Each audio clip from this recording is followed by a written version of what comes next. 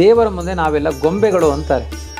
ನಾಹಂ ನಚ ಶಿವ ಅನ್ಯೇಚ, ನಾನಲ್ಲ, ಶಿವ ಅಲ್ಲ, ಇತರ ದೇವತೆಗಳಲ್ಲ, ಅವನ ಮುಂದೆ ನಾವೆಲ್ಲ ಯಾರೂ ಅಲ್ಲ, ನಾವೆಲ್ಲ ಆಟಿಕೆ ಸಾಮಾನುಗಳ ಮಾತ್ರ. ಅಂದರೆ ಸ್ವತಂತ್ರರಲ್ಲ ಅಂತ ಅರ್ಥ. ನಾವ್ಯಾರೂ ಸ್ವತಂತ್ರರಲ್ಲ. ನಮಗೆ ಮೂಲವಾದ ಕರೆಂಟು ಅವನು, ಅದಕ್ಕೆ ಅವನು ಊರ್ಧ್ವ ಮೂಲ ಅನ್ನೋದನ್ನ ತಾವು ಹೇಳಿದ್ರಿ. ಇದನ್ನ ಹೇಗೆ ಎಸ್ಟಾಬ್ಲಿಷ್ ಮಾಡ್ತಾನೆ? ಜೀವಾತ್ಮ ಪರಮಾತ್ಮ ಅಂದಾಗ ಅಲ್ಲಿ ಭೇದವನ್ನೇ ಹೇಳಬೇಕು. ಸ್ವಲ್ಪ ನನ್ನ ಅಂಶ, ಅವನದ್ದು ಒಂದು ಅಂಶ ಇವನಾಗಿದ್ದಾನೆ, ಆಯಿತಾ, ಒಂದು ದೀಪದಿಂದ ಇನ್ನೊಂದು ದೀಪ ಹುಟ್ಟಿದ ಹಾಗೆ ಆ ಪರಮಾತ್ಮನಿಂದ ಜೀವಾತ್ಮರ ಸೃಷ್ಟಿಯಾಗಿದೆ ಅಂತ ಈ ರೀತಿಯಾದ ಭಾವನೆಗಳಿಗೆ ಖಂಡಿತ ಜಾರಬಾರದು. ಈ ಅಭಿಪ್ರಾಯದಲ್ಲಿ ಹೇಳಿಲ್ಲ. ನಮಗೆ ಈ ಒಂದು ಅಸಂಗ ಅಂದರೆ ನಮಗೆ ಎಲ್ಲ ಅಟ್ಯಾಚ್ಮೆಂಟ್ಗಳು ಹೋಗಬೇಕು, ಅದಕ್ಕೆ ಅಷ್ಟೇ ಮುಖ್ಯ. ನಮಗೆ ಈ ಅದ್ವೈತಗಳ ಒಂದು ಹೋರಾಟ ಯಾಕೆ ಬೇಕು?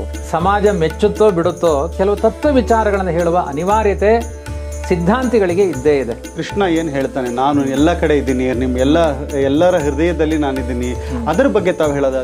ಮೋಕ್ಷ ಅನ್ನೋದು ಸಿಗಬೇಕಾದ್ರೆ ಭಕ್ತಿ ಅನ್ನೋದು ಸರಿಯಾಗಿರಬೇಕು. ಭಕ್ತಿ ಸರಿ ಇರಬೇಕು ಅಂದರೆ ಅದಕ್ಕೆ ಸರಿಯಾದ ಜ್ಞಾನದ ಬಲ ಬೇಕು. ಹಾಗಾಗಿ ಇನ್ನು ದಾನ, ತೀರ್ಥ, ತಪಸ್ಸು, ಅಧಿಕ ಮಾಸದಲ್ಲಿ ಅಪೂಪದಾನ ಮಾಡಿಬಿಡ್ತೇನೆ. ಅದಕ್ಕಿಂತ ಸುಪ್ರೀಂ ಭಗವದ್ಗೀತೆ ಚಿಂತನೆ. ಈ ಯಾತ್ರೆಯಲ್ಲಿ ಈಗ ಎಲ್ಲಿದ್ದೀವಿ ನೋಡೋಣ ಬನ್ನಿ. ನಾವು ಕಂಟಿನ್ಯೂ ಮಾಡ್ತಿದ್ದೀವಿ ವರ್ಲ್ಡ್ ವ್ಯೂ 15ನೇ ಚಾಪ್ಟರ್ 2ನೇ ಎಪಿಸೋಡ್, ಪುರುಷೋತ್ತಮ ಯೋಗದ ರೂಟ್ಸ್ ಆ್ಯಂಡ್ ಸೋರ್ಸಸ್, ಅಂದರೆ ಊರ್ಧ್ವ ಮೂಲ. ಈ ಊರ್ಧ್ವ ಮೂಲ ಅಂದರೆ ಏನು, ಇದನ್ನು ಇವತ್ತು ತಿಳಿಯೋಣ ಬನ್ನಿ. ವೀಕ್ಷಕರೇ, ನಾವು ಪುರುಷೋತ್ತಮ ಯೋಗ ಅದರ ಬಗ್ಗೆ ನೋಡ್ತಾ ಇದ್ದೀವಿ. ಅಧಿಕ ಮಾಸದಲ್ಲಿ ಈ 30 ದಿನಗಳ ಏನು ಒಂದು ಜ್ಞಾನ ಯಜ್ಞ ನಡೀತಾ ಇದೆ ವೇದಿಕ್ ವೆಲ್ನೆಸ್ ಚಾನಲ್ನಲ್ಲಿ. ಇವತ್ತು 2ನೇ ದಿನ. ನಿನ್ನೆ ನಾವು ನೋಡಿದ್ವಿ ಈ ಊರ್ಧ್ವ ಮೂಲ, ಈ ವೃಕ್ಷ ಏನಿದೆ, ಈ ಜಗದ ವೃಕ್ಷ, ಅದರ ಬಗ್ಗೆ ಆಚಾರ್ಯರು ಡೀಟೇಲ್ ಆಗಿ ತಿಳಿಸಿದ್ರು. ಆ ಭಗವಂತನ ಸರ್ವೋತ್ತಮತ್ವ ಏನಿದೆ, ಊರ್ಧ್ವ ಅಂದ್ರೇ ಭಗವಂತ, ಅಧ ಅಂದರೆ ನಾವೆಲ್ಲ ಕೆಳಗಡೆ ಇರೋರು ಅನ್ನೋದು ಒಂದು ಅದ್ಭುತವಾದ ವಿಷಯ ತಿಳಿಸ್ಕೊಟ್ರು. ಈಗ ಹಾಗೆ ಮುಂದುವರಿಯೋಣ. ಇವತ್ತು ಈ ಒಂದು ಪುರುಷೋತ್ತಮ ಯೋಗದಲ್ಲಿ ಇನ್ನು ಉಳಿದ ಭಾಗಗಳಲ್ಲಿ ಭಗವಂತ ಕೃಷ್ಣ ಏನನ್ನ ನಮಗೆ ತಿಳಿಸ್ತಾನೆ ಅಂತ. ಆಚಾರ್ಯ, ಸುಸ್ವಾಗತ ಇವತ್ತಿನ ಪಾಡ್ಕಾಸ್ಟ್ಗೆ. ನಮಸ್ಕಾರ. ತಾವು ನಿನ್ನೆ ಸವಿಸ್ತಾರವಾಗಿ ತಿಳಿಸಿದ್ರಿ, ವೃಕ್ಷದ ಒಂದು ಏನು ತಲೆಕೆಳಕಾಗಿರುವಂತಹ ವೃಕ್ಷ ನಾವು ನೋಡುವಂಥದ್ದಲ್ಲ ಅಂತ. ಅದರಲ್ಲಿ ಒಂದು ಅಸಂಗ ಶಸ್ತ್ರ, ಅದನ್ನು ನಾವು ನನ್ನತನಾನ, ನನ್ನ ಮಮಕಾರನ ಕಳ್ಕೋಬೇಕು. ಅದು ಬರೀ ಮಾತಾಡ್ತೀವಿ ನಾವು, ಆದರೆ ಅಷ್ಟು ಸುಲಭವಾಗಿ ಕಳ್ಕೊಳ್ಳೋಕ್ಕಾಗಲ್ಲ. ಅಂತಹ ಜನಕರಾಜನೇ ಕೂಡ ಅವನಿಗೆ ಆ ಕೊನೆಯ ಕಾಲದಲ್ಲಿ ನನ್ನ ರಾಜ್ಯದಿಂದ ಗಡೀಪಾರು ಮಾಡು ಅಂತ ಹೇಳ್ದ ಭಗವಂತ ಪರೀಕ್ಷೆ ಮಾಡಿದಾಗ ಅಂತ ತಾವು ಹೇಳಿದ್ರಿ. ಈಗ ನನಗೆ ಮೂಲಭೂತವಾಗಿರೋ ಪ್ರಶ್ನೆ ಏನಂದರೆ, ನಾವೆಲ್ಲ ಈ ಒಂದು ವೃಕ್ಷದಲ್ಲಿ ಅಂಟ್ಕೊಂಡಿದ್ದೀವಿ. ಎಲ್ಲ ಜೀವಿಗಳು ಇದರಲ್ಲಿ ನಾವು ಬಂದಿದ್ದೀವಿ, ದೇಹಗಳು ತಗೊಳ್ತಾನೆ ಇರ್ತೀವಿ, ಅಂದರೆ ಯಾವಾಗಲೂ ಅಂಟ್ಕೊಂಡೇ ಇರ್ತೀವಿ. ನಾವು ಯಾವ ಥರ ಇದ್ದೀವಿ, ಆತ್ಮದ ಚಿಂತನೆ ಏನು, ನಾವು ಹೇಗೆ ಅಂಟ್ಕೊಂಡಿದ್ದೀವಿ ಅಂತ. ಯಾಕೆಂದರೆ ಈ ಒಂದು ವೃಕ್ಷದಲ್ಲಿ ನಾವಿದ್ದೀವಿ ಅಂದಮೇಲೆ ಆ ಬಂಧನ ಯಾವ ಥರ ಬಂದಿದೆ, ನಾವು ಭಗವಂತನ ಒಳಗಡೆನೇ ಸೇರ್ಕೊಂಡ್ಬಿಟ್ಟಿದ್ದೀವ ಅಥವಾ ಭಗವಂತ ಬೇರೆನಾ ನಮ್ಮಿಂದ? ಇದೆಲ್ಲ ಒಂದೇ ವೃಕ್ಷ ಆದರೆ ವೃಕ್ಷ ಯಾಕೆ ಹೇಳಬೇಕು ಅಂತ ಈ ಒಂದು ಪ್ರಶ್ನೆಗಳು ಬರುತ್ತೆ. ಯಾಕೆಂದರೆ ನಾವು ಅಂಟ್ಕೊಂಡಿದ್ದೀವಿ ಅಂದ್ರೇ ನಾವು ಬೇರೆನಾ? ಸೊ ಈ ಆತ್ಮ, ಈ ಸೋಲ್ ಅಂತ ನಾವೇನು ಹೇಳ್ತೀವಿ, ಆತ್ಮದ ಪರಿಕಲ್ಪನೆ ಏನು, ನಾವು ಅಂದರೆ ಏನು, ಅಂದರೆ ಭಗವಂತ ಅಂದರೆ ಏನು, ನಾವು ಹೇಗೆ ಈ ಭಗವಂತನ ಜೊತೆ ಸಂಬಂಧ ಇದೆ ಆತ್ಮಕ್ಕೆ ಅಂತ. ಜೀವಾತ್ಮ ಪರಮಾತ್ಮರ ಸಂಬಂಧಗಳ ಬಗ್ಗೆ ಪ್ರಶ್ನೆ ಕೇಳ್ತಾ ಇದ್ದೀರಿ. ಪ್ರಧಾನವಾಗಿ ಭಗವಂತ ಈ ಜಗತ್ತಿಗೆ ನೇತಾರನಾಗಿದ್ದಾನೆ. ಅವನಿಗೆ ಯಾವುದೇ ಸಂಬಂಧ ಇಲ್ಲ. ಕೃಷ್ಣ, ನಾವು 15ನೇ ಅಧ್ಯಾಯದಿಂದ ಆರಂಭ ಮಾಡಿದ್ದೀವಿ, ಅದರ ಹಿಂದೆ ಮಾತನಾಡಿದ್ದಾನೆ ಕೃಷ್ಣ. ಏನು ಹೇಳಿದ್ದಾನೆ? ನಮಾಂ ಕರ್ಮಾಣಿ ಲಿಂಪಂತಿ ನಮೇ ಕರ್ಮ ಫಲೇ ಸ್ಪೃಹ. ನಾನು ಅಸಂಗ ಅನ್ನೋದನ್ನು ಹೇಳ್ಕೊಂಡಿದ್ದಾನೆ ದೇವರು. ಈ ಜಗತ್ತಿನ ಯಾವುದೇ ಅಟ್ಯಾಚ್ಮೆಂಟ್ ಇಲ್ಲದೆ, ಎಣ್ಣೆ ನೀರಿನ ಜೊತೆಗೆ ಸಂಬಂಧ ಇದೆ, ಸಂಬಂಧ ಇಲ್ಲ. ಹಾಗೆ ಈ ಭಗವಂತ ಜಗತ್ತಿನ ಜೊತೆಗೆ ಇದ್ದಾನೆ, ಜಗತ್ತಿನ ಜೊತೆಗೆ ಇಲ್ಲ. ಈಗ ಆಕಾಶಕ್ಕೆ ಖಡ್ಗ ಪ್ರಹಾರ ಮಾಡಿದರೆ ಅದಕ್ಕೆ ಯಾವುದೇ ಘಾಸಿ ಇಲ್ಲ. ಆಕಾಶ ಅಸಂಗವಾದ ಒಂದು ವಸ್ತು. ಹಾಗೆ ಭಗವಂತ ಆಕಾಶದಂತೆ ಇದ್ದಾನೆ. ಆದರೆ ಕೆಲವರು ಅಸಂಗರಾಗಿರ್ತೇವೆ ಅಂದರೆ ನನಗೆ ಯಾವುದೋ ಬೇಡ ಅಂತ. ಅದಕ್ಕೆ ಹೇಳಿದೆ, ಎಲ್ಲದರ ಒಳಗೂ ಇದ್ದಾನವನು. ಪ್ರತಿಯೊಂದರ ಆಗು ಹೋಗುಗಳಿಗೆ ಪ್ರಧಾನನಾಗಿ ನೇತಾರನಾಗಿದ್ದಾನೆ. ಅದಕ್ಕೆ ಒಂದು ಸುಂದರವಾದ ವಿವರಣೆಯನ್ನು ನಮ್ಮ ಶ್ರೀಮದ್ ಆನಂದ ತೀರ್ಥ ಭಗವತ್ಪಾದಾಚಾರ್ಯರು ನೀಡ್ತಾರೆ. ಇದು ಬಿಂಬ ಪ್ರತಿಬಿಂಬ ಭಾವ ಅಂತ. ಜೀವಾತ್ಮ ಪರಮಾತ್ಮರಿಗೆ ಅವನು ಬಿಂಬ, ನಾನು ಪ್ರತಿಬಿಂಬ. ಬಿಂಬ ಕ್ರಿಯೆ ಇವ ಕ್ರಿಯಾವಾನ್ ಜೀವ ನತು ಪ್ರತಿಬಿಂಬಸ್ಯ ಕ್ರಿಯಾ ಅಂತ. ಅಂದರೆ ಬಿಂಬದಲ್ಲಿ ಏನೆಲ್ಲ ಚೇಷ್ಟೆ ನಡೀತಾ ಇದೆ. ಈಗ ನಾನು ಮಾತನಾಡ್ತಾ ಇದ್ದೀನಿ ಅಂದರೆ ನನ್ನ ಬಿಂಬ ಮಾತನಾಡ್ತಾ ಇದೆ, ಅದನ್ನು ಅನುಕರಣೆ ಪ್ರತಿಬಿಂಬ ಮಾಡ್ತಾ ಇದೆ. ಅಂದರೆ ದೇವರನ್ನು ಅಂಟಿಕೊಂಡು ಜೀವಾತ್ಮ ಇದ್ದಾನೆ. ಪ್ರತ್ಯೇಕವಾದ ಅಸ್ತಿತ್ವ ಜೀವಾತ್ಮನಿಗೆ ಇಲ್ಲ. ಜೀವಾತ್ಮನಿಗೆ ಮಾತ್ರ ಅಲ್ಲ, ಯಾವ ವಸ್ತುಗಳಿಗೂ ಇಲ್ಲ. ಅಂದರೆ ನಾನೊಂದು ಇಂಡಿಪೆಂಡೆಂಟ್ ಎಕ್ಸಿಸ್ಟೆನ್ಸ್ ಇಲ್ಲ ಇಲ್ಲ. ಇದು ಪ್ರಧಾನ ತತ್ವ. ನೀವು ಇಂಡಿಪೆಂಡೆಂಟ್ ಯಾವತ್ತೂ ಆಗ್ಲಿಕ್ಕೆ ಸಾಧ್ಯ ಇಲ್ಲ. ನೀವು ಯಾವತ್ತೂ ಇನ್ನೊಬ್ಬರಿಗೆ ಡಿಪೆಂಡ್ ಆಗೇ ಇರ್ತೀರಿ. ಅದರಲ್ಲಿಯೂ ತುಂಬ ಜನ ಇದ್ದಾರೆ, ಪ್ರಧಾನವಾಗಿ ಭಗವಂತ. ಈ ಮಾತನ್ನು ಎಲ್ಲ ಮಧ್ವಾಚಾರ್ಯ ವಿವರಣೆ ಮಾಡಬೇಕಾದ್ರೆ ಒಂದೇ ಒಂದು ತಮ್ಮ ಸ್ವಂತ ವಾಕ್ಯಗಳನ್ನು ಸೇರಿಸಲ್ಲ. ಎಲ್ಲದಕ್ಕೂ ಪ್ರಮಾಣ ಶ್ರುತಿಗಳ ಆಧಾರವನ್ನು ಕೊಟ್ಟು ಮಾತನಾಡ್ತಾರೆ. ಉದಾಹರಣೆಗೆ ಬ್ರಹ್ಮದೇವರೇ ಹೇಳುವ ಮಾತು, ನಾಹಂ ನಚ ಶಿವೋನ್ಯೇಚ ತಚ್ಛಕ್ತೇಕಾಂಶ ಭಾಗಿನಃ ಬಾಲಕ್ರೀಡನ ಕೈರ್ಯದ್ವತ್ ಕ್ರೀಡತೆ ಅಸ್ಮಾಭಿರಚ್ಯುತಃ. ಒಂದು ನೀವು ಮಗು ಇಷ್ಟಪಟ್ಟಿದೆ ಅಂತ ಸೆಲ್ ಹಾಕೋ ಒಂದು ಗೊಂಬೆ ತೊಗೊಂಡು ಬಂದು ಕೊಟ್ಟಿದ್ದೀರಿ. ಅದಕ್ಕೆ ಸೆಲ್ ಹಾಕ್ಕೊಡ್ತೀರಿ, ಅದು ತುಂಬ ಚೆನ್ನಾಗಿ ಆಟ ಆಡುತ್ತೆ. ಮಗು ಆಟಿಕೆ ಸಾಮಾನನ್ನು ಹೇಗೆ ಬೇಕಾದರೂ ಆಟ ಆಡುತ್ತೆ. ಕೈ ಮುರಿಬೋದು, ಕೈಯನ್ನು ಜೋಡಿಸ್ಬೋದು. ಆ ಮಗು ತನಗೆ ಇಚ್ಛೆ ಬಂದಂಗೆ ಆ ಗೊಂಬೆ ಜೊತೆಗೆ ಆಟ ಆಡುತ್ತೆ. ದೇವರ ಮುಂದೆ ನಾವೆಲ್ಲ ಗೊಂಬೆಗಳು ಅಂತಾರೆ. ನಾಹಂ ನಚ ಶಿವ ಅನ್ಯೇಚ, ನಾನಲ್ಲ, ಶಿವ ಅಲ್ಲ, ಇತರ ದೇವತೆಗಳಲ್ಲ, ಅವನ ಮುಂದೆ ನಾವೆಲ್ಲ ಯಾರೂ ಅಲ್ಲ, ನಾವೆಲ್ಲ ಆಟಿಕೆ ಸಾಮಾನುಗಳ ಮಾತ್ರ. ಅಂದರೆ ಸ್ವತಂತ್ರರಲ್ಲ ಅಂತ ಅರ್ಥ. ನಾವ್ಯಾರೂ ಸ್ವತಂತ್ರರಲ್ಲ. ಸ್ವತಂತ್ರನಾದವನು ಒಬ್ಬನೇ. ನಾನು ನಿನ್ನೆ ದಿವಸವೂ ಹೇಳಿದೆ, ಹಿಂದೂ ಧರ್ಮದಲ್ಲಿ ಬಹುದೇವತಾವಾದ ಇದೆ, ಆದರೆ ಪರಮ ದೈವ ಒಬ್ಬನೇ ಆಗಿದ್ದಾನೆ. ಹಿಂದೂ ನಮ್ಮ ಎಲ್ಲ ಉಪನಿಷತ್ತುಗಳು, ಎಲ್ಲ ಮಹಾಭಾರತ, ಪ್ರತಿಯೊಂದು ಕಡೆ ಹೇಳುವಂತಹ ಅಂಶ ಇದೆ. ನಿಮಗೊಂದು ಸಣ್ಣ ದೃಷ್ಟಾಂತ ಹೇಳ್ತೇನೆ, ತುಂಬ ಕ್ಲೇಶ ಬೇಡ ಇದರಲ್ಲಿ, ಸುಲಭವಾಗಿ ಅರ್ಥ ಆಗುವಾಗ ಹೇಳ್ತೇನೆ. ಹೀಗೆ ಹೇಳಿದ ತಕ್ಷಣ ಕೆಲವರಿಗೆ ಇವರು ಮಾಧ್ವ ಫಿಲಾಸಫಿ ಆದ್ದರಿಂದ ಹರಿಸರ್ವೋತ್ತಮ ಅಂತ ಯಾವಾಗಲೂ ಬಡ್ಕೊಳ್ತಾ ಇರ್ತಾರೆ ಅವರು ಅಂತ ಹಿಂಗೆ ತಿಳ್ಕೊಳ್ತಾರೆ. ಯಾರು ಹಾಗೆ ತಿಳ್ಕೊಳ್ಳೋದು ಅಗತ್ಯ ಇಲ್ಲ. ಇದು ಸತ್ಯಾಂಶಗಳನ್ನು ಹೇಳಬೇಕಾದ್ರೆ ಅದು ಏನಿದೆ ಅದನ್ನೇ ಹೇಳಬೇಕು. ಉದಾಹರಣೆಗೆ ಈಗ ಸ್ಮಾರ್ತ ಸಂಪ್ರದಾಯದವರು ವೇದಾಧ್ಯಯನ ಮಾಡ್ತಾರೆ, ಬೇರೆ ಬೇರೆ ವಿಶ್ವಕರ್ಮ ಸಂಪ್ರದಾಯದವರು ವೇದಾಧ್ಯಯನ ಮಾಡ್ತಾರೆ, ವೈಶ್ಯ ಜಾತಿಯವರು, ಕ್ಷತ್ರಿಯ ಜಾತಿಯವರು, ಬೇರೆ ಬೇರೆ ವೇದಾಧ್ಯಯನ ಮಾಡಲಿಕ್ಕೆ ಅವಾಂತರ ಅನೇಕ ವಿಭಾಗಗಳಿದೆ. ಬ್ರಾಹ್ಮಣ, ಕ್ಷತ್ರಿಯ, ವೈಶ್ಯರ ತನಕ ವೇದಗಳ ಅಧ್ಯಯನ ಮಾಡುವ ಪರಂಪರೆ ಇವತ್ತೂ ಇದೆ. ಅದರಲ್ಲಿ ಸ್ಮಾರ್ತರಿದ್ದಾರೆ, ಶಾಕ್ತರಿದ್ದಾರೆ, ಬೇರೆ ಬೇರೆ ಶಿವನನ್ನು ಸರ್ವೋತ್ತಮ ಅಂತ ಹೇಳೋರಿದ್ದಾರೆ. ಎಲ್ಲ ವೇದಾಧ್ಯಯನದ ಆರಂಭದಲ್ಲಿ ಏನು ಸೆಂಟೆನ್ಸ್ ಹೇಳ್ತಾರೆ? ಶ್ರೀ ಗುರುಭ್ಯೋ ನಮಃ ಹರಿಹಿ ಓಂ. ಓಂ ಅಂದರೆ ಗುಣಪರಿಪೂರ್ಣ. ಹರಿಹಿ ಅನ್ನುವ ಶಬ್ದವನ್ನು ಸರ್ವೋತ್ತಮನಾದವನು ಭಗವಂತ ಅಂತ, ಹರಿ ಅಂತ ಹೇಳಿ, ವಿಷ್ಣು ಅಂತ ಹೇಳಿ ಎಲ್ಲ ಆ ಭಗವಂತನ ನಾಮಗಳೇ. ಇಲ್ಲ, ನಾನು ಸ್ಮಾರ್ತ ಸಂಪ್ರದಾಯದವನು, ನಮಗೆ ಶಿವ ಸರ್ವೋತ್ತಮ, ಶ್ರೀ ಗುರುಭ್ಯೋ ನಮಃ ಹರಹ ಓಂ. ಎಲ್ಲಿಯಾದರೂ ಸಂಪ್ರದಾಯದಲ್ಲಿ ನೋಡಿದ್ದೀರಾ? ಗಣಪತಯೇ ಓಂ. ಏನೋ ಹೊಸದಾಗಿ ನಾನು ಶುರು ಮಾಡುವ ಇದೊಂದು ಶಿಷ್ಟ ಸಂಪ್ರದಾಯ. ಅಂದರೆ ನಾನು ಮಾಡುವ ಅನೇಕ ದೇವತೆಗಳ ಉಪಾಸನೆ ಇರ್ಬೋದು, ಅನೇಕ ಭಗವತ್ ಚಿಂತನೆಗಳಿರ್ಬೋದು, ಎಲ್ಲ ಮುಟ್ಟುವುದು ಸರ್ವೋತ್ತಮನಾದ ಭಗವಂತನನ್ನು. ಅದನ್ನೇ ಆಕಾಶಾತ್ ಪತಿತಂ ತೋಯಂ ಅಂತ ಹೇಳಿದ್ದು. ಎಲ್ಲ ನೀರು ಮೂಲ ಹೋಗಿ ಸೇರುವುದು ಸಮುದ್ರವನ್ನು. ಹಾಗೆ ಸರ್ವದೇವ ನಮಸ್ಕಾರ ಕೇಶವಂ ಪ್ರತಿಗಚ್ಚತಿ. ಅಂದರೆ ಅರ್ಥ ಏನು? ಇದನ್ನು ಅಂತರ್ಯಾಮಿ ಚಿಂತನೆ ಅಂತಂದರು. ಅಂದರೆ ಎಲ್ಲ ದೇವತೆಗಳ ಒಳಗಡೆ ನಿಯಾಮಕನಾದ ಒಂದು ವಸ್ತು ಇದೆ. ಆ ವಸ್ತು ಇಲ್ಲ ಅಂತ ಆದರೆ ಇದಕ್ಕೆ ಅಸ್ತಿತ್ವವೇ ಇಲ್ಲ. ಈಗೊಂದು ಯಂತ್ರ ಕೆಲಸ ಮಾಡ್ತಾ ಇದೆ, ಕರೆಂಟ್ ಹೋಯಿತು ಅಂದರೆ ಯಂತ್ರ ಸ್ತಬ್ಧ. ಅದು ಭಾರಿ ಭಾರಿ ಯಂತ್ರ ಆಗಿರ್ಬೋದು, ಏನದು ಜಗತ್ತನ್ನು ನಿರ್ಮಾಣ ಮಾಡುವ ಯಂತ್ರ ಆಗಿದ್ದರೂ ಕರೆಂಟ್ ಇಲ್ಲ ಅಂತ ಆದರೆ ಅದು ಸ್ತಬ್ಧ. ಹಾಗೆ ವಿಶ್ವದ ಕರೆಂಟ್ ಭಗವಂತ, ಅವನೊಬ್ಬನೇ. ಯಂತ್ರಗಳು ಬಗೆ ಬಗೆಯಾಗಿದೆ. ಒಂದು ಫ್ಯಾನ್ ತಿರುಗುತ್ತೆ, ಇನ್ನೊಂದು ಕುಟ್ಟುತ್ತೆ, ರುಬ್ಬುತ್ತೆ, ಇನ್ನೊಂದು ಬೆಳಕು ಕೊಡುತ್ತೆ, ಬಗೆ ಬಗೆಯಾಗಿದೆ ಯಂತ್ರಗಳು. ಅದರ ಒಳಗಡೆ ಇರುವ ಜೀವ ಯಾವುದು? Current, battery. ಇದೇ ಪ್ರಧಾನ. ಭಗವಂತ ಎಲ್ಲರ ನಿಯಾಮಕನಾಗಿದ್ದಾನೆ. ಹಾಗಾಗಿ ಜೀವನಿಗೂ ಪರಮಾತ್ಮನಿಗೂ ಏನು ಸಂಬಂಧ ಅಂದರೆ ಬಿಂಬ ಪ್ರತಿಬಿಂಬ ಅಥವಾ ಸ್ವಾಮಿ ಭೃತ್ಯ. ಅವನು ಈಶ, ನಾನು ದಾಸ. ಹಾಗೆ ಪ್ರಾಪ್ಯ ಪ್ರಾಪಕ ಅಂದ್ರೇನು? ನಾವು ಹೊಂದಬೇಕಾದದ್ದು ಅವನು, ಹೊಂದಬೇಕಾದವನು ಜೀವ, ಹೊಂದುವ ವಸ್ತು ಭಗವಂತ. ಹೀಗೆ ಅನೇಕ ರೀತಿಯಲ್ಲಿ ಅವನಲ್ಲಿ ಗುಣಪೂರ್ಣತೆ ಇದೆ, ನನ್ನಲ್ಲಿ ಅಲ್ಪತೆ ಇದೆ. ಈ ಭಿನ್ನತೆಗಳ ಜೊತೆಗೆ ಸಮರ್ಪಣಾ ಭಾವ ಜೀವ ಪರಮಾತ್ಮರ ಸಂಬಂಧ. ಇದನ್ನು ಒಂದು ಸಣ್ಣ ಭಾಗವತದಲ್ಲಿ ಇದರ ಬಗ್ಗೆ ತುಂಬ ದೊಡ್ಡ ಚರ್ಚೆ ಇದೆ.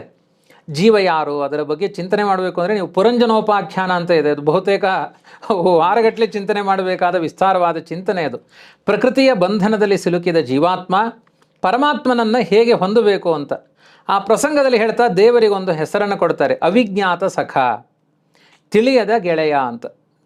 ಅನಾದಿ ಕಾಲದಿಂದ ನಮ್ಮ ಜೊತೆಗೆ ಫ್ರೆಂಡ್ಶಿಪ್ಪಲ್ಲಿ ನಾನು ದೇವರು, ನಾವು ಅವನ ಜೊತೆಗೆ ಮಾತ್ರ ಫ್ರೆಂಡ್ಶಿಪ್ ರಿಕ್ವೆಸ್ಟ್ ಅಂತ ಎಲ್ಲೆಲ್ಲಿಂದನೋ ಬರೋದಕ್ಕೆ ನಾವು ಒತ್ತು ಬಿಡ್ತೇವೆ. ಪ್ರಧಾನವಾಗಿ ಅವನಿದ್ದಾನೆ, ಅವನ ಜೊತೆಗೆ ಯಾವಾಗಲೂ ನನಗೆ ಸಖನಾಗಿ, ತಿಳಿಯದ ಗೆಳೆಯನಾಗಿ, ನನಗೆ ಗೊತ್ತಾಗ್ತಾ ಇಲ್ಲ, ಆದರೆ ನನ್ನ ಪ್ರತಿಕ್ಷಣದ ಆಗು ಹೋಗುಗಳನ್ನು ಕಣ್ಣಿಟ್ಟು ನೋಡಿ ನಮ್ಮನ್ನು ರಕ್ಷಣೆ ಮಾಡುವಂತಹ ಸರ್ವೋತ್ತಮವಾದ ವಸ್ತು ಭಗವಂತ. ಆದ್ದರಿಂದ ನೀವು ಪ್ರತಿಬಿಂಬ, ಬಿಂಬದಲ್ಲಿ ಚಲನೆ ಆದರೆ ಮಾತ್ರ ಪ್ರತಿಬಿಂಬ. ನೀವು ಕನ್ನಡಿ ಮುಂದೆ ನಿಂತು ನೀವು ಕೈ ಎತ್ತಿದರೆ ಕನ್ನಡಿಯ ಆ ಪ್ರತಿಬಿಂಬದಲ್ಲಿ ಕೈ ಮೇಲೆ ಹೋಗುತ್ತೆ.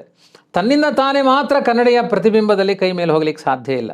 ಹಾಗೆ ಪ್ರತಿಯೊಂದು ಚೇಷ್ಟೆಗಳು ಈಶನ ಅಧೀನ, ಭಗವಂತನ ಅಧೀನವಾಗಿದೆ ಎನ್ನುವುದನ್ನು ವಿಶೇಷವಾಗಿ ಭಗವದ್ಗೀತೆ, ಭಾಗವತ, ಮಹಾಭಾರತ ಇವುಗಳ ಕಾನ್ಸೆಪ್ಟ್ ಎಲ್ಲ ಇದೇ ಆಗಿದೆ. ಈ ಒಂದು ಪುರುಷೋತ್ತಮ ಯೋಗದಲ್ಲಿ ಮತ್ತೆ ಮುಂದೆ ಹೋಗೋದಾದ್ರೆ ನಾವು ಕೃಷ್ಣ ಹೇಳುವಂತಹ ಒಂದು ಉತ್ತಮವಾದ ವಿಷಯ ಮಮೈವ ಅಂಶೋ ಅದನ್ನು ಕನೆಕ್ಟ್ ಮಾಡ್ತಾನೆ. ತಾವು ಹೇಳಿದ್ರಿ ಈ ಒಂದು ಕರೆಂಟು ಭಗವಂತ ಎಲ್ಲ ಯಂತ್ರಗಳು. ಈಗ ನಾನು ಒಂದು ಯಂತ್ರ ಆದ್ರೆ ಅಂದ್ರೆ ನಾನು ಈ ಒಂದು ವೃಕ್ಷದಲ್ಲಿದ್ದೀನಿ, ಅದರಲ್ಲಿ ನಾನು ಒಂದು ಸೋಲು. ಎಷ್ಟೋ ಅನಂತ ಕೋಟಿ ಜೀವಿಗಳು ಈ ಒಂದು ಪ್ರಪಂಚಕ್ಕೆ ಬಂದಿದ್ದಾರೆ.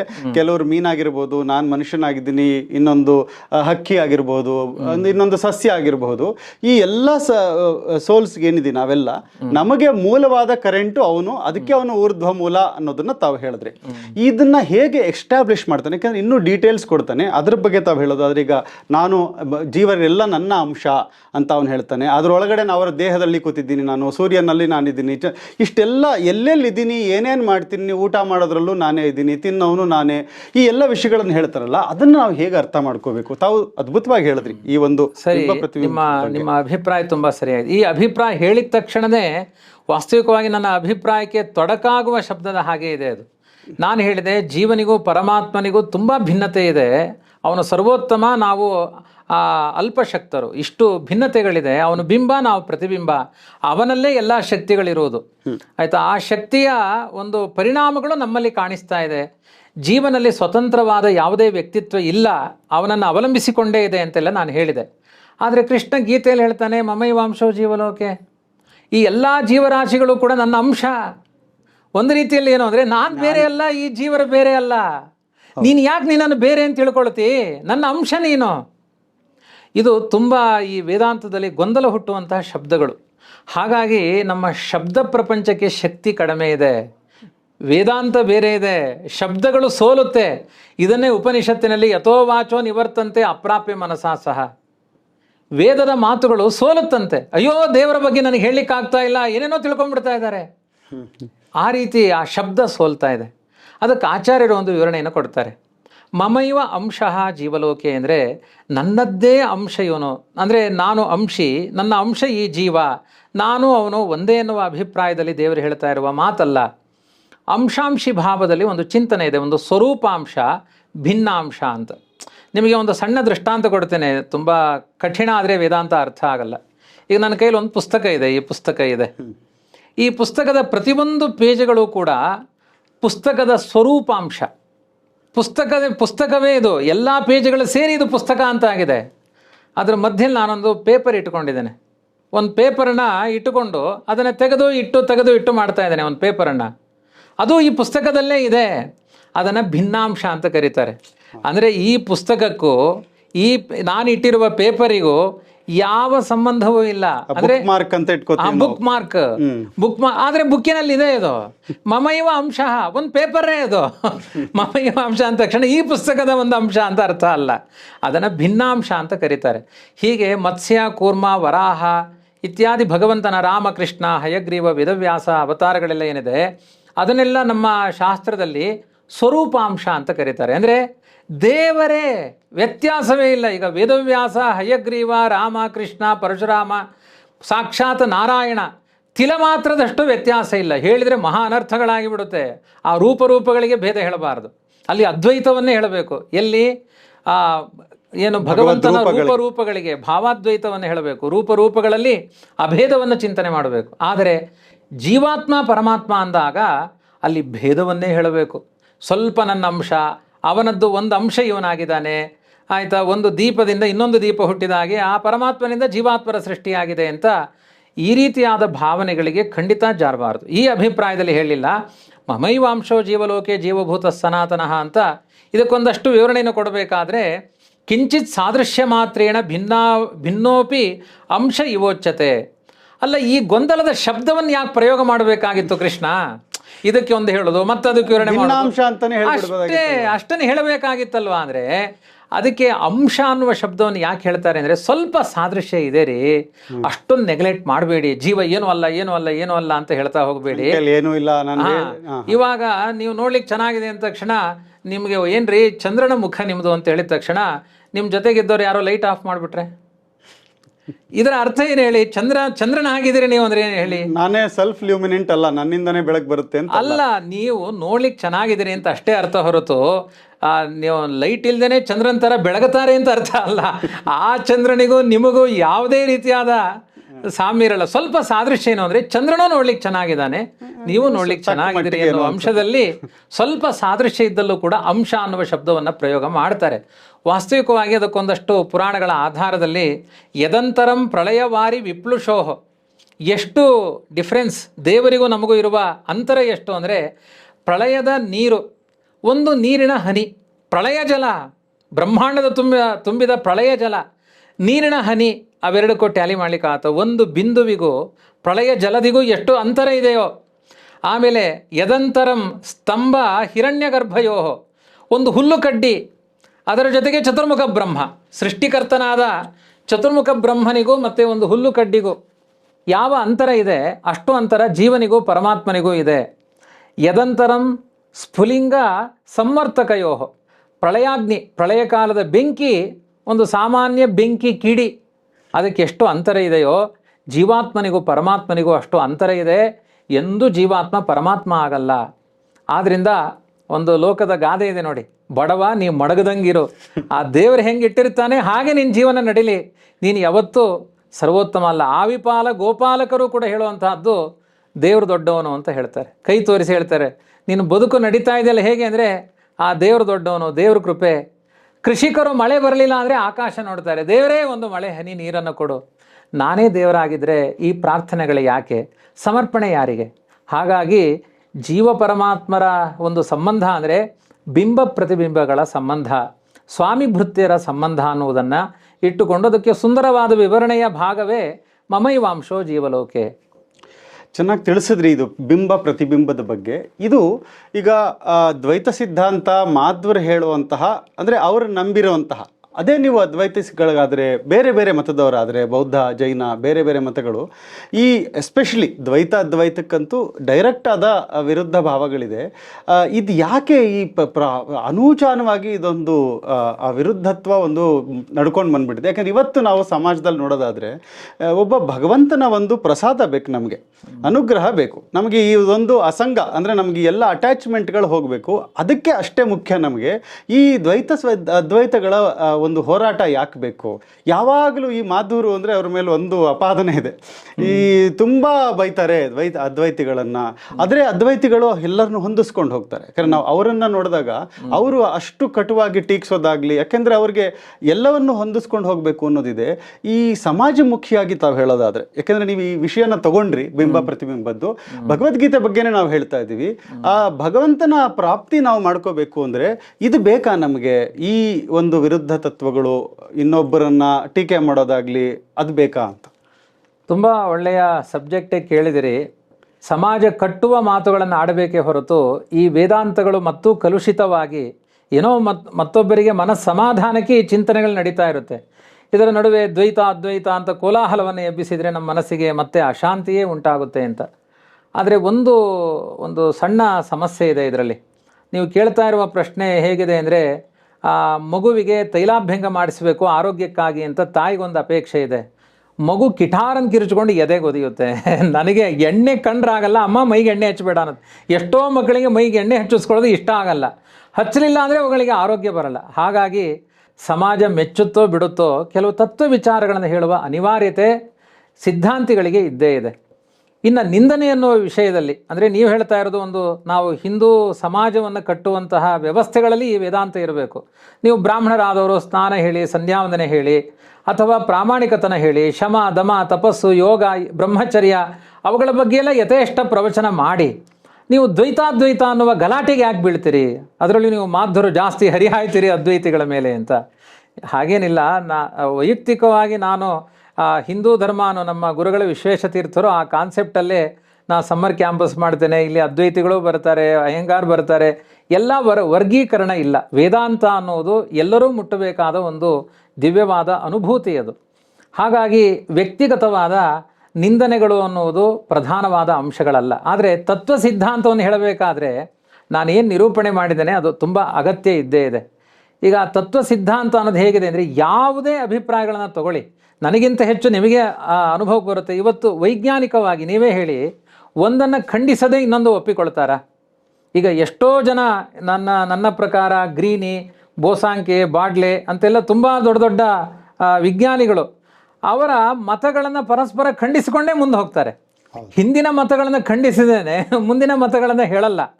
ಆದ್ದರಿಂದ ಇವಾಗ 4+4 ಅಂದರೆ ಅದು 8 ಆಗಬೇಕು, ಯಾರೋ 9 ಅಂತ ಹೇಳಿದರೆ ನಾನು ಅದನ್ನು ಖಂಡಿಸ್ತೇನೆ. ಇಲ್ಲ 9 ಅಂತ ಹೇಳಿದವ್ರನ್ನು ಖಂಡಿಸಬೇಡಿ ಅಂದರೆ ನೋಡಿ, ಸೈದ್ಧಾಂತಿಕವಾದ ವಿಚಾರಗಳು ಬೇರೆ, ವ್ಯಕ್ತಿಗತವಾದ ನಿಂದನೆಗಳು, ಪರಸ್ಪರ ದೋಷ ಪ್ರತ್ಯಾರೋಪಗಳು ಬೇರೆ. ನಾನು 2ನೇ ಅಂಶಕ್ಕೆ ನಾನು ಸಿದ್ಧನಿಲ್ಲ, 1ನೇ ಅಂಶದಲ್ಲಿ ನಾನು ಬದ್ಧನಾಗಿದ್ದೇನೆ. ಅಂದರೆ ಸಿದ್ಧಾಂತದ ಪ್ರತಿಪಾದನೆ ಏನಿದೆ, ನನಗೊಂದು ತುಂಬ ಸುಧಾರಸವೇ ಸಿಕ್ಕಿದೆ, ಮಾಧುರ್ಯದ ರಸ ಸಿಕ್ಕಿದೆ, ನಾನು ಅನುಭವಿಸ್ತಾ ಇದ್ದೇನೆ, ನನ್ನ ಅನುಭವಕ್ಕೆ ಬಂದಿದೆ ಇದು ಅಂದಾಗ ನಾನು ಅದರಿಂದ ಸಂತುಷ್ಟನಾದವನು. ನನ್ನ ಜೊತೆಗಿದ್ದವರಿಗೆ ಹಂಚಿಕೊಂಡೇ ನಾನು ಕುಡಿತೇನೆ, ನಾನು ಸ್ವಾರ್ಥಿ ಆಗಲ್ಲ. ಹಾಗಾಗಿ ಒಬ್ಬರು ನಮ್ಮ ಸಿದ್ಧಾಂತದಲ್ಲಿ, ಅದೇ ಭಾವಿ ಸಮೀರ ವಾದಿರಾಜರ ಬಗ್ಗೆ ನಾನು ಹಿಂದೆಲ್ಲ ಹೇಳಿದ್ದೆ. ಅವ್ರು ಹೇಳ್ತಾರೆ, ನನಗೆ ದ್ವೈತ ಸಿದ್ಧಾಂತ ಅನ್ನುವ ಆಗ್ರಹದಲ್ಲಿ ನಾನು ಬರಲಿಲ್ಲ, ಆ ಮತದಲ್ಲಿ ಹುಟ್ಟುಬಿಟ್ಟಿದ್ದೇನೆ ಅಂತ ನಾನು ಪ್ರತಿಪಾದನೆ ಮಾಡ್ತಾ ಇಲ್ಲ. ನ ಸ್ನೇಹಾತ್ ನಚ ವಿಸ್ನೇಹಾತ್, ಯಾರ ಮೇಲೂ ನನಗೆ ದ್ವೇಷ ಇದೆ, ಇದರಲ್ಲಿ ನನಗೆ ತುಂಬ ಆದರ ಇದೆ, ಆಗ್ರಹ ಇದೆ, ಯಾವುದು ಕಾರಣ ಅಲ್ಲ. ಯುಕ್ತ್ಯಾಕೃಷ್ಟೇನ ಕೇವಲಂ ಅಂತಾರೆ. ನನಗೆ ಇದರಲ್ಲಿ ತರ್ಕ ಮಾಡಿದ ಕ್ರಮ ಸರಿಯಾಗಿದೆ, ಪ್ರಮಾಣಗಳು ಕೊಟ್ಟ ಕ್ರಮ ನನಗೆ ತುಂಬ ಇಷ್ಟವಾಗಿದೆ. ಹಾಗಾಗಿ ಈ ಅಂತೆ ಸಿದ್ಧಸ್ತು ಸಿದ್ಧಾಂತ ಮಧ್ವಸ್ಯಾಗಮಯೇ ವಹಿ, ಸಿದ್ಧಾಂತಗಳಲ್ಲಿ ತುಂಬ ಪ್ರಾಮಾಣಿಕವಾಗಿ ಸಪ್ರಮಾಣವಾಗಿ ನಿರೂಪಣೆ ಮಾಡಿದಾರಾದ್ರಿಂದ ನಾನು ಈ ತತ್ವವಾದ ಅಂತ ಹೇಳ್ತಾರೆ, ದ್ವೈತ ಸಿದ್ಧಾಂತ ಅಂತ ನಾವು ಹೇಳಿಕೊಳ್ತಾ ಇದ್ದೇವೆ, ತತ್ವವಾದದಲ್ಲೇ ನನಗೆ ಗರಿಯಸಿ ಭರೋಮಮ ಅಂತ ತುಂಬ ನನಗೆ ಆದರ ಇದೆ ಅಂತ ಹೇಳ್ತಾರೆ. ಹಾಗಾಗಿ ನೀವು ಯಾರೇ ಆಗಲಿ, ನೀವು ಅಂದರೆ ನಿಮಗೆ ಗೊತ್ತು, ಇವಾಗ ನೀವೇ ಹೇಳಿ, ಸಿದ್ಧಾಂತಗಳಲ್ಲಿ ಹಾಗೆ ಖಂಡನೆ ಮಾಡುವ ಪದ್ಧತಿ ವೈಜ್ಞಾನಿಕವಾಗಿದೆಯೋ ಇಲ್ವಾ? ಖಂಡಿತ ಇದೆ ಆಚಾರ್ಯ. ಈಗ ನಾವು ಸಾಫ್ಟ್ವೇರ್ ಫೀಲ್ಡ್ ಅಲ್ಲಿ ನೋಡೋದಾದ್ರೆ ಬಹಳಷ್ಟು ಜನಕ್ಕೆ ಅದು ಈಸಿಯಾಗಿ ಅರ್ಥ ಆಗುತ್ತೆ. ಈಗ ಯಾವುದೇ ಒಂದು ಸಾಫ್ಟ್ವೇರ್ ಮಾಡಿದೀವಿ, ಈಗ ವಿಂಡೋಸ್ 5 ಇತ್ತು, 6, ವಿಂಡೋಸ್ 7, ಒಂದೊಂದು ವರ್ಷನ್ಸ್ ಬರ್ತಾ ಹೋಗುತ್ತೆ. ಆ ವರ್ಷನ್ಸ್ಗೆ ವರ್ಷನ್ಗೊಂದು ನೇಮ್ ಇಟ್ಟಿರ್ತಾರೆ. ಆ ವರ್ಷನ್ ನಲ್ಲಿ ಒಂದಷ್ಟು ಜನ ಉಪಯೋಗಿಸ್ತಾರೆ ಅದನ್ನ ನೆಕ್ಸ್ಟ್ ಇಂಪ್ರೂವ್ ಮಾಡಬೇಕು. ಅದರಿಂದ ಒಂದು ಇನ್ಪುಟ್ಸ್ ಬರುತ್ತೆ ಯೂಸರ್ಸ್ ಇಂದ, ಅಂದ್ರೆ ಇದರಲ್ಲಿ ಇದೊಂದಷ್ಟು ನ್ಯೂನತೆಗಳಿದೆ, ಇದು ಕಾಲಕ್ಕೆ ಇದು ವರ್ಕ್ ಆಗ್ತಾ ಇಲ್ಲ, ಅದು ಇನ್ನೊಂದು ಆ ಕಮರ್ಷಿಯಲ್ ರಿಕ್ವೈರ್ಮೆಂಟ್ಸು ಇರುತ್ತೆ ಅವ್ರಿಗೆ. ಆ ವರ್ಷನ್ ಚೇಂಜ್ ಮಾಡಿದ್ರೆ ಹೊಸದವರೆಲ್ಲ ಬಿಟ್ಟು ಹೊಸ ಪ್ರಾಡಕ್ಟಿಗೆ ಬರಬೇಕಾಗತ್ತೆ. ಬಟ್ ಇಂಪ್ರೂವ್ಮೆಂಟ್ಸ್ ಮಾಡ್ತಾ ಹೋಗ್ತಾರೆ ಕಾಲಕ್ಕೆ. ಹಾಗಾಗಿ ಇದು ನಾವು ಈ ಥರ ತಗೋಬೋದಾ ಅಂತ. ಈಗ ಸಾಫ್ಟ್ವೇರ್ ವರ್ಷನ್, ಈಗ 8ನೇ ಸೆಂಚುರಿನಲ್ಲಿ ಶಂಕರಾಚಾರ್ಯರು ಬಂದರು, ಅದು 8th ಸೆಂಚುರಿ ಒಂದು ವರ್ಷನ್, ಅದು ಅಂದ್ರೆ ವೇದಾಂತದ ಒಂದು ವರ್ಷನ್. 11ನೇ ಶತಮಾನದಲ್ಲಿ ರಾಮಾನುಜರು ಬಂದರು, ಆ ಶರಣಾಗತಿಯ ಮಾರ್ಗ, ಭಕ್ತಿ ಮಾರ್ಗವನ್ನು ಹೇಳಿದ್ರು, ಸುಲಭ ಮಾಡಿದ್ರು ಎಲ್ಲರಿಗೂ. ಯಾಕಂದ್ರೆ ವೇದಾಂತದ ತರ್ಕಕ್ಕೆ ಹೋಗಬೇಡಿ, ಶರಣಾಗತಿಯಾಗಿ ಭಕ್ತಿ ಮಾರ್ಗದಲ್ಲಿ ಬನ್ನಿ ಅಂತ ಕ್ರಾಂತಿ ಮಾಡಿದ್ರು. ಆಮೇಲೆ ಬಂದು ಬರೀ ಭಕ್ತಿ ಅಂದ್ರೆ ಅದು ಮಧ್ವಾಚಾರ್ಯರು 13ನೇ ಶತಮಾನ. ಸೊ ನಾವು ನೋಡೋದಾದ್ರೆ ಇದೊಂದು 8th ಸೆಂಚುರಿ ಪರಸ್ನೇಹ, ಕೇವಲ ಒಂದು ಭಾವಕತನದ ಭಕ್ತಿ ಮಾತ್ರ ಸಾಕಾಗಲ್ಲ, ಅದರಲ್ಲಿ ಜ್ಞಾನವೂ ಸಂಯೋಜನೆ ಮಾಡಿಕೊಳ್ಳಿ ಅಂತ ಹೇಳಿ ಹಾಲಿಗೆ ಸಕ್ಕರೆ ಸೇರಿಸಿಕೊಂಡು ಜ್ಞಾನಪೂರ್ವ ಪರಸ್ನೇಹ ಭಕ್ತಿ ಹೃದಾರ್ಥ ಅಂತ ಇನ್ನೊಂದು ಹೊಸ ಡೆಫಿನೇಷನ್. ಶರಣಾಗತಿಯನ್ನು ಒಪ್ಪಿದ್ದೇವೆ ನಾವು 13ನೇ ಶತಮಾನ. ಸೊ ಇದನ್ನ ನಾವು ವರ್ಷನ್ 1, ವರ್ಷನ್ 2, ವರ್ಷನ್ 3 ಅಂತ ತಿಳ್ಕೊಂಡ್ರೆ ಸಾಮಾನ್ಯವಾಗಿ ಏನಾಗುತ್ತೆ, ಯಾವುದೇ ಒಂದು ಸಾಫ್ಟ್ವೇರ್ ಅಲ್ಲಿ ಈಗ ಹೊಸ ವರ್ಷನ್ ಎಲ್ಲ ಕಡೆ ವರ್ಕ್ ಆಗಬೇಕು ಅಂತಿಲ್ಲ, ಯಾಕಂದ್ರೆ ಒಂದು ಟೆಸ್ಟಿಂಗ್ ಅಂತ ಬಿಡ್ತಾರೆ, ಅದು ವರ್ಕ್ ಆಗದೆ ಇದ್ರೆ ಪ್ರೀವಿಯಸ್ ವರ್ಷನ್ಗೆ ಶಿಫ್ಟ್ ಮಾಡ್ಕೋತಾರೆ. ಸೊ ಹಾಗಾಗಿ ನಾವಿದನ್ನ ಒಂದು all the 3 versions are there. ನಿಮಗೆ ಭಗವಂತನ ಭಕ್ತಿನೇ ಮುಖ್ಯ, ಭಗವಂತನ ದಾರಿನಲ್ಲಿ ಹೋಗೋದು ಮುಖ್ಯ ಅಂತ ನಾವು ಹೇಳ್ಬೋದಾ? ಈ ಯಾವ ವರ್ಷನ್ ಆದ್ರೂ ನೀವು ಚೂಸ್ ಮಾಡಿ, ನಿಮಗೆ ಯಾವ್ದು? ಈಗ ತಾವು ಹೇಳಿದ್ರಿ ವಾದಿರಾಜರು, ನನಗೆ ಆ ತರ್ಕದಲ್ಲಿ ಆ ಏನು ಪ್ರಮಾಣಗಳಿದೆ ತುಂಬಾ ಒಂದು ಕನ್ವಿನ್ಸಿಂಗ್ ಆಗಿದೆ, ಹಾಗಾಗಿ ನಾನು ಅದನ್ನ ತಗೊಂಡೆ ಅಂತ ಹೇಳ್ಬೋದು. ಮತ್ತೆ ಕೃಷ್ಣನು ಗೀತೆಯಲ್ಲಿ ಹೇಳ್ತಾನೆ, ನೀವು ಸಾಮಾನ್ಯ ಹಿಂದೂ ಧರ್ಮವನ್ನು ಮಾತ್ರ ಪ್ರತಿಪಾದನೆ ಮಾಡಿ ಸಿದ್ಧಾಂತದ ನೈರ್ಭರ್ಯ ಬೇಡ ಅಂದರೆ ಕೃಷ್ಣನೇ ಹೇಳ್ತಾನೆ, ದೂರೇಣ ಹ್ಯವರಂ ಕರ್ಮ ಬುದ್ಧಿಯೋಗ ಧನಂಜಯ ಬುದ್ಧೋ ಶರಣಮನ್ವಿಚ್ಚ ಕೃಪಣಾ ಫಲಹೇತವಃ. ಕೇವಲ ಕರ್ಮಗಳನ್ನು ಮಾಡಿದರೆ ಸ್ವರ್ಗದ ಫಲದ ಕಡೆ ಜಾರಿ ಬಿಡ್ತೀಯಪ್ಪ, ಅಲ್ಟಿಮೇಟ್ ಸುಖದ ಕಡೆ ನೀನು ಜಾರಬೇಕಾಗಿದೆ. ಹಾಗಾಗಿ ಕೊನೆಯ ಸುಖವನ್ನು ನೀನು ರೀಚ್ ಆಗಬೇಕು ಅಂದರೆ ಕರ್ಮದ ಮಾರ್ಗವನ್ನು ಕಡಿಮೆ ಮಾಡು, ಬರೀ ಸ್ನಾನ ಸಂಧ್ಯಾವಂದನೆ ಇದೆಲ್ಲ ಅಂಗ, ಅಂದರೆ ಅದಕ್ಕೆಲ್ಲ ಸಾಧನ. ಅದನ್ನು ಮಧ್ವಾಚಾರ್ಯ ಹೇಳ್ತಾರೆ, ದಾನ ತೀರ್ಥ ತಪೋಯಜ್ಞ ಪೂರ್ವ ಸರ್ವೇಪಿ ಸರ್ವದಾ ಅಂಗಾನಿ ಹರಿಸೇವಾಯಾಮ್ ಭಕ್ತಿಸ್ತ್ವೇಕ ವಿಮುಕ್ತಯೇ. ಮೋಕ್ಷ ಅನ್ನೋದು ಸಿಗಬೇಕಾದ್ರೆ ಭಕ್ತಿ ಅನ್ನೋದು ಸರಿಯಾಗಿರಬೇಕು. ಭಕ್ತಿ ಸರಿ ಇರಬೇಕು ಅಂದರೆ ಅದಕ್ಕೆ ಸರಿಯಾದ ಜ್ಞಾನದ ಬಲ ಬೇಕು. ಹಾಗಾಗಿ ಇನ್ನು ದಾನ ತೀರ್ಥ ತಪಸ್ಸು ಅಧಿಕ ಮಾಸದಲ್ಲಿ ಅಪೂಪದಾನ ಮಾಡಿಬಿಡ್ತಾನೆ, ಅದಕ್ಕಿಂತ ಸುಪ್ರೀಂ ಭಗವದ್ಗೀತೆ ಚಿಂತನೆ ಅದು ಇದಕ್ಕೆ ಅಂಗ. ಅಂಗಿಗೆ ಅಂಗವಾರದ್ದು ಯಾವುದು ಅಂದರೆ ಕರ್ಮವೇ ಪ್ರಧಾನ ಅಲ್ಲ, ಕರ್ಮವೇ ತಾರಕ ಅಲ್ಲ. ಕರ್ಮಣ ಜ್ಞಾನ ಮಾತನೋತಿ. ಸತ್ಕರ್ಮಾಚರಣೆಗಳೆಲ್ಲ ಬೇಕು. ಈಗ ಯೂನಿವರ್ಸಲ್ ಆಗಿ ಎಲ್ಲ ಬ್ರಾಹ್ಮಣರು ಕೂಡ ಸಂಧ್ಯಾವಂದನೆ ಮಾಡಬೇಕು, ಗಾಯತ್ರಿ ಜಪ ಮಾಡಬೇಕು, ಅಲ್ಲಿ ಸ್ಮಾರ್ಥ ಮಾಧ್ವ ಅನ್ನೋ ವಿಭಾಗ ಇಲ್ಲ. ಆದರೆ ತತ್ವ ಚಿಂತನೆಗೆ ಜಾರಿದಾಗ ಆ ಸಿದ್ಧಾಂತದ ವಿಚಾರದಲ್ಲಿ ಭಿನ್ನತೆಗಳು ಬರುತ್ತೆ. ಅದನ್ನು ಸರಿಯಾಗಿ ನೀನು ಮಾಡ್ಕೋ. ದೂರೇಣ ಹ್ಯವರಂ ಕರ್ಮ ಬುದ್ಧಿಯೋಗ ಧನಂಜಯ ಅಂತ ಕೃಷ್ಣ ನಮ್ಮನ್ನು ಎಚ್ಚರಿಸಿದ್ದಾನೆ.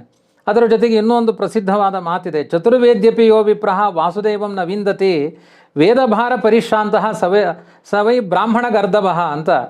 4 ವೇದಗಳನ್ನು ಅಧ್ಯಯನ ಮಾಡಿದ ವಿಪ್ರೋತ್ತಮ ಇರ್ಬೋದು, ಆದರೆ ಅವುಗಳ ಅರ್ಥವನ್ನು ತಿಳಿಲಿಲ್ಲ ಅಂದರೆ ನಿನ್ನ ಬೆನ್ನಿನ ಮೇಲೆ ಹೊತ್ತಿರುವ ಪದಾರ್ಥಗಳನ್ನು ಬೆನ್ನಿನ ಮೇಲೆ ಹೊತ್ತಿರುವ ಕತ್ತೆಗೂ ನಿನಗೂ ಏನು ವ್ಯತ್ಯಾಸ?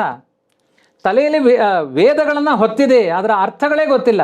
ಒಳ್ಳೆಯ ಕಸ್ತೂರಿ ಪರಿಮಳದ 50 kg ಮೂಟೆಯನ್ನು ಕತ್ತೆ ಹೊತ್ಕೊಂಡಿದೆ, ಅದು ಜ್ಞಾನ ಇಲ್ಲ. ಸೆಗಣಿ ಹೊತ್ಕೊಂಡ್ರೇನೋ, ಅದು ಕಸ್ತೂರಿ ಪರಿಮಳದ ದ್ರವ್ಯ ಹೊತ್ಕೊಂಡ್ರೇನೋ, ಆ ಥರ ನಿನ್ನ ಕತ್ತೆ ಆಗಬೇಡವೋ, ವೇದಗಳು ಹೇಳ್ತಾ ಇವೆ ನಮ್ಮನ್ನು. ಆದ್ದರಿಂದ ಯಾವ ಬ್ರಾಹ್ಮಣ ವಿಚಾರದ ಕಡೆ ಸಾಗದೆ ಕೇವಲ ಜಡವಾದ ಕರ್ಮಗಳಲ್ಲಿ ಆಸಕ್ತನಾಗ್ತಾನೆ, ಅವರನ್ನು ನಿಂದನೆ ಮಾಡಿದೆ ಶಾಸ್ತ್ರಗಳು. ಹಾಗಾಗಿ ಇದೊಂದು ಸೈದ್ಧಾಂತಿಕವಾದ ವಿಚಾರ ಅನ್ನೋದು ನಡೀತಾನೆ ಇರಬೇಕು, ಅದು ನಿಲ್ಬಾರ್ದು. ನಾವು ವೇದಾಂತ ನನಗೇನು ಅನ್ಸುತ್ತೆ ಆಚಾರ್ಯ, ಇವಾಗ ನಾನು ಈ ಜನ್ಮದಲ್ಲಿ ನಾನು ಅದ್ವೈತದ ಒಂದು ಜನಾಂಗದಲ್ಲಿ ಬಂದಿದ್ದೀನಿ. ತಂದೆ ತಾಯಿ ಸ್ಮಾರ್ತರು, ನಾನು ಸ್ಮಾರ್ತರಾಗಿ ಹುಟ್ಟಿದೆ, ನಾನು ಅದನ್ನೇ ಇಟ್ಕೊಂಡೆ, ಮೇ ಬಿ ಕನ್ವರ್ಟ್ ಆದೆ. ಮತ್ತೆ ನೆಕ್ಸ್ಟ್ ಜನ್ಮ ಬರುತ್ತೆ ನನಗೆ. ನೆಕ್ಸ್ಟ್ ಜನ್ಮದಲ್ಲಿ ನಾನು ಯಾವುದೋ ಮಾಧ್ವರ ಮನೆಯಲ್ಲಿ ಹುಟ್ಟಿದೆ ಅಂತ ಇಟ್ಕೊಳ್ಳಿ. ಅಂದ್ರೆ ಇದೆಲ್ಲ ನಮಗೆ ಒಂದು ಟ್ರಾನ್ಸಿಷನ್ ಫೇಸ್. ಇದೆಲ್ಲ ಒಂದು ಹೋಗುವಾಗ ಸೊ ನಾವು ಆ ತಾರ್ಕಿಕವಾಗಿ ಚಿಂತನೆ ಮಾಡಿ ನಮಗೆ ಯಾವುದು ರುಚಿಸುತ್ತೋ ಅದನ್ನ ನಾವು ತಗೊಂಡು, ಆದ್ರೆ ಮಾರ್ಗ ಬಿಡಬಾರ್ದು ಅನ್ನೋದೇ ಮುಖ್ಯನಾ ಅಂತ. ಅಂದ್ರೆ ಭಕ್ತಿ ಮಾರ್ಗ, ದೇವರ ಮಾರ್ಗ ಬಿಡಬಾರ್ದು ಅನ್ನೋದು ಮುಖ್ಯನಾ ಅಂತ. ಅದನ್ನೇ ಕೃಷ್ಣನೂ ಹೇಳ್ತಾನೆ. ಎಲ್ಲ ವಿವರಣೆಗಳು ಕೃಷ್ಣನೇ ಕೊಟ್ಟಿದ್ದಾನೆ. ನೀನು ಹೇಗೆ ಉಪಾಸನೆಯಲ್ಲಿ ನನ್ನ ತೊಡಗಿಸಿಕೊಳ್ತಿ, ನಿನ್ನ ಜನ್ಮವನ್ನು ಎಲ್ಲಿ ಬೇಕೋ ಅಲ್ಲಿ ನಾನು ಸರಿಯಾಗಿ ಮಾಡ್ತೀನಿ ಅಂತ ಹೇಳಿದ್ದಾನೆ. ಹಾಗಾಗಿ ನಮ್ಮ ಚಿಂತನೆಯ ದಾರಿ ತಪ್ಪಬಾರದು. ಪ್ರಧಾನವಾದ ಧ್ಯೇಯ ಅಷ್ಟು. ಎಷ್ಟೇ ಚರ್ಚೆ ಮಾಡಿ ನಿಂದನೆಯಲ್ಲಿ ಮುಕ್ತಾಯ ಮಾಡಬೇಡಿ, ಆ ವಿಚಾರದ ಸಮರ್ಪಣೆಯಲ್ಲಿ ಮುಕ್ತಾಯ ಆಗಲಿ ಅನ್ನೋದು ಪ್ರಧಾನ. ಈ ಒಂದು ಮಮೈವಾಂಶೋ ಜೀವಲೋಕೆ ಇದರಲ್ಲಿ ಎಲ್ಲ ಈ ಒಂದು ಕೃಷ್ಣ ಏನ್ ಹೇಳ್ತಾನೆ, ನಾನು ಎಲ್ಲ ಕಡೆ ಇದ್ದೀನಿ, ಎಲ್ಲರ ಹೃದಯದಲ್ಲಿ ನಾನಿದ್ದೀನಿ, ಅದ್ರ ಬಗ್ಗೆ ತಾವು ಹೇಳೋದಾದ್ರೆ ಅಷ್ಟು ಡೀಟೇಲ್ಡ್ ಆಗಿ ಅವನು ನಾನು ಏನೇನು ಕೆಲಸ ಮಾಡ್ತೀನಿ ಅಂತ ಹೇಳಿದ್ದೀನಲ್ಲ, ಅದ್ರ ಬಗ್ಗೆ ಒಂದು ಕ್ವಿಕ್ ಆಗಿ ತಾವು ಹೇಳ್ಬೋದಾ? ಅಂದರೆ ಎಲ್ಲರ ಈಶ್ವರ ಸರ್ವಭೂತಾನಾಂ ಹೃದ್ದೇಶೇ ಅರ್ಜುನ ತಿಷ್ಠತಿ ಅಂತ. ಪ್ರತಿಯೊಬ್ಬ ಜೀವರ ಜನ್ಮಾಂತರದ ಕರ್ಮಗಳಿದೆ, ಜನ್ಮಾಂತರದ ಜ್ಞಾನದ ಒಂದು ವ್ಯವಸ್ಥೆಗಳಿದೆ. ಅದು ಎಲ್ಲವನ್ನು ಈ ಜನ್ಮಕ್ಕೆ ಹೊತ್ತುಕೊಂಡೇ ಬರ್ತಾನೆ. ಒಬ್ಬ ಜೀವ ಬರಬೇಕಾದ್ರೆ ಯಾವುದೋ ಒಂದು ಪಾರ್ಟ್ ತೊಗೊಂಡು ಬರಲ್ಲ, ಅನಂತ ಜನ್ಮಗಳ ಸಂಸ್ಕಾರಗಳನ್ನು ಹೊತ್ತುಕೊಂಡು ಜೀವ ಬರ್ತಾನೆ. ಅದರಲ್ಲಿ ಯಾವುದಕ್ಕೆ ಚಾಲನೆಯನ್ನು ಕೊಡಬೇಕು, ಹೇಗೆ ನಿಯಮನ ಮಾಡಬೇಕು ಅಂತ ಪ್ರತಿಯೊಂದನ್ನು ಯೂನಿವರ್ಸಲ್ ಆಗಿ ತೇನ ವಿನ ತೃಣಮಪಿ ನ ಚಲತಿ. ಆ ಭಗವಂತನ ಚಿಂತನೆ ಇಲ್ಲದೆ ಯಾವ ಮೂಮೆಂಟ್ಸ್ ನಡೆಯಲ್ಲ. ಇವತ್ತು ನಾನು ನಿಮ್ಮ ಜೊತೆಗೆ ಹೀಗೆ ಕೂತ್ಕೊಂಡು ಮಾತನಾಡ್ತಾ ಇದ್ದೀನಿ ಅಂದರೆ ಅದಕ್ಕೊಂದು ಪೂರ್ವಜನ್ಮದ ಕರ್ಮಗಳು ಕಾರಣವಾಗಿರುತ್ತೆ. ಅದನ್ನೆಲ್ಲ ಸಂಯೋಜನೆ ಮಾಡುವಂತಹ ಶಕ್ತಿ. ಈಗ ಸುಮ್ಮನೆ ವೈರಲ್ಲಿ ಕರೆಂಟ್ ಹರಿತಾ ಇರುತ್ತೆ, ನೀವು ಎಲ್ಲಿ ಬಲ್ಪ್ ಹಾಕ್ಕೊಳ್ತೀರಿ ಅಲ್ಲಿ ಬೆಳಕು ಬರುತ್ತೆ. ದೇವರ ಹಾಗೆ ಜಡವಾದ ಕರೆಂಟಿನ ಹಾಗೆ ಅಲ್ಲ. ಯಾವ ಯಾವ ಕಾಲಕ್ಕೆ, ಯಾವ ಯಾವ ವ್ಯಕ್ತಿಗಳಿಗೆ, ಯಾವ ಯಾವ ಅವಸ್ಥೆಗಳಲ್ಲಿ ಯಾವ ಯಾವ ದೇಹಗಳನ್ನು ಕೊಡಬೇಕು, ಯಾವ ಪ್ರೇರಣೆಗಳನ್ನು ಮಾಡಬೇಕು, ಯಾವ ರೀತಿ ಆಹಾರವನ್ನು ಕೊಡಬೇಕು, ಅದು ಹೇಗೆ ಪಚನ, ಭಕ್ಷಣ, ಗಮನ, ಮೈಥುನ, ಎಲ್ಲ ವಿಧವಾದ ವ್ಯಾಪಾರಗಳು ಅದೆಲ್ಲ ಈಶನಿಂದ ಪ್ರೇರಿತವಾಗಿ ನಡೀತಾ ಇರುತ್ತೆ ಎನ್ನುವ ಆಲೋಚನೆಗಳು ಬಂತು ಅಂದರೆ ನೀವು ನಿಂತಲ್ಲೇ ಪಕ್ವ ಯೋಗಿಗಳಾಗೋಗ್ತೀರಿ, ನಿಂತಲ್ಲೇ ಯೋಗಿಗಳಾಗ್ತೀರಿ. ಅದಕ್ಕೊಂದು ಸ್ಥಾನ, ಇಂಥ ಜಾಗ. ನಾನು ಬದರಿಗೆ ಹೋಗಿ ದೇವರನ್ನ ಉಪಾಸನೆ, ಬದರಿಗೆ ಹೋಗಿ ನೀವು ಇಲ್ಲಿ ಫೈನಾನ್ಸ್ ಯೋಚನೆ ಮಾಡಿದರೆ ನಿಮ್ಮ ಬದರಿ ಯಾತ್ರೆ ಆಗಿರಲ್ಲ. ಅದಕ್ಕೋಸ್ಕರ ಕಾಶಿ, ಗಯಾ, ಗಂಗಾ ಎಲ್ಲ ನಿನ್ನ ಮನಸ್ಸಿನಲ್ಲೇ ಇದೆ. ನಿನ್ನ ಆಲೋಚನೆ ಪಕ್ವವಾದಾಗ ಎಲ್ಲ ಅವನ ಅಧೀನವಾಗಿ ನಡೀತಾ ಇದೆ ಎನ್ನುವ ಆಲೋಚನೆಯಲ್ಲಿ ನಿನ್ನ ಬದುಕನ್ನು ತೆಗೆದುಕೊಂಡು ಹೋಗ್ತಾ ಇರು ಅನ್ನುವ ಒಂದು ತುಂಬ ಮನಸ್ಸಿಗೆ ಶಾಂತಿ ಕೊಡುವ ದಾರಿ ಕೃಷ್ಣ ನಮ್ಮ ಪಾಲಿಗೆ ತೋರಿಸಿದ್ದಾನೆ. ಇನ್ನು ಮುಂದಿನ ಒಂದು ಎಪಿಸೋಡಲ್ಲಿ ತಾವು ಈ ಒಂದು ಕೃಷ್ಣ ಹೇಗೆ ಪುರುಷೋತ್ತಮ ಅನ್ನೋದ್ರ ಬಗ್ಗೆ ತಾವು ತಿಳಿಸ್ಕೊಡ್ಬೇಕು ಅಂತ. ಯಾಕೆಂದರೆ ಇಷ್ಟು ತಾವು ಹೇಳಿದ್ರಿ, ಜೀವ ಪ್ರತಿಬಿಂಬದಲ್ಲಿ ಅವನು ಬಿಂಬ ಪ್ರತಿಬಿಂಬನಾಗಿ ಭಗವಂತ ನಮ್ಮೊಳಗಡೆ ನಿಂತು ಎಲ್ಲವನ್ನೂ ಮಾಡಿಸ್ತಾನೆ. ಆ ಒಂದು ಪ್ರತಿಯೊಂದು ಕ್ರಿಯೆ ನಾವು ಏನೇನು ಮಾಡ್ತೀವಿ ಅದೆಲ್ಲ ಅವನೇ ನಿಂತು ಮಾಡಿಸೋದು ನಮ್ಮ ಕರ್ಮಕ್ಕೆ ಅನುಸಾರವಾಗಿ ಅಂತ. ಅಂದರೆ ಒಂದು ದೇಹ ಬಿಟ್ಟು ಇನ್ನೊಂದು ದೇಹ, ಮನಶ್ಯಷ್ಟಾನ್ ಇಂದ್ರಿಯಾಣಿ ಪ್ರಕೃತಿ ಸ್ಥಾನಿ ಕರ್ಷತಿ ಶರೀರಂ ಯದವಾಪ್ನೋತಿ ಹೆಚ್ಚಾಪ್ಯುತ್ಕ ಸಂಕ್ರಾಮತೀಶ್ವರ ಗೃಹೀತ್ವೈತ ನಾನೇ ಹಿಡ್ಕೊಂಡು ಹೋಗ್ತೀನಿ ಅಂತಲೂ ಅಷ್ಟು ಡೀಟೇಲ್ ಆಗಿ ಈ ಪುರುಷೋತ್ತಮ ಯೋಗದಲ್ಲಿ ಹೇಳಿ. ಯಾಕೆಂದ್ರೆ ಬಹಳಷ್ಟು ಜನಕ್ಕೆ ಇದು ಗೊತ್ತು, ನಾವು ಆ ಶ್ಲೋಕ ಹೋಗ್ತಾ ಇಲ್ಲ, ನೀವು ಅದರ ಒಂದು ಗೂಢಾರ್ಥವನ್ನು ಹೇಳ್ತಾ ಇದ್ದೀರಿ. ಸೊ ಈ ಒಂದು ಕೃಷ್ಣ ಏನು, ಅವನು ಯಾಕೆ ಪುರುಷೋತ್ತಮ, ತಾವು ಹೇಳಿದ್ರಿ ಈ ಭಿನ್ನಾಂಶ ಸ್ವರೂಪಾಂಶ ಅನ್ನೋದನ್ನ ಹೇಳಿದ್ರಿ, ಅವನು ಯಾಕೆ ಪುರುಷೋತ್ತಮ ಅನ್ನೋದನ್ನ ನಾವು ಮುಂದಿನ ಒಂದು ನಾಳೆ ದಿನದಲ್ಲಿ ನೋಡೋಣ ಅಂತ ಹೇಳ್ತಾ, ತುಂಬಾ ತಮ್ಮ ಸಮಯ ಇದಕ್ಕಾಗಿ ಬಹಳಷ್ಟು, ಯಾಕಂದ್ರೆ 30 ದಿನದ ಇದು ಡೀಟೇಲ್ ಆದಂತಹ ಒಂದು ಪ್ರವಚನ ಅಧಿಕ ಮಾಸದ್ದು. ಹಾಗಾಗಿ ತುಂಬಾ ಧನ್ಯವಾದಗಳು. ನಮಸ್ತೆ. ವೀಕ್ಷಕರೇ, ಬಹಳ ಸಂತೋಷ ಆಗ್ತಾ ಇದೆ ನನಗೆ. ನಿಮ್ಮ ಹತ್ರ ಒಂದು ಹೊಸ ವಿಷಯನ ಇವಾಗ ಹಂಚ್ಕೊಳ್ತಾ ಇದ್ದೀನಿ. ನಿಮಗೆಲ್ಲ ಗೊತ್ತು, ವೇದಿಕ್ ವೆಲ್ನೆಸ್ ಕನ್ನಡ ಚಾನಲ್ನ ನೀವು ತುಂಬ ಸಪೋರ್ಟ್ ಮಾಡಿದ್ದೀರಾ. ಆದರೆ ಬಹಳಷ್ಟು ಜನ ನಮ್ಮನ್ನು ಕೇಳ್ತಾ ಇದ್ರು ಇಂಗ್ಲೀಷ್ನಲ್ಲಿ ಮಾಡಿ ಅಂತ. ಹಾಗಾಗಿ ನಿಮಗೋಸ್ಕರ ನಾವು ವೇದಿಕ್ ವೆಲ್ನೆಸ್ ಇಂಗ್ಲೀಷ್ ಚಾನಲ್ನ ಲಾಂಚ್ ಮಾಡಿದ್ದೀವಿ.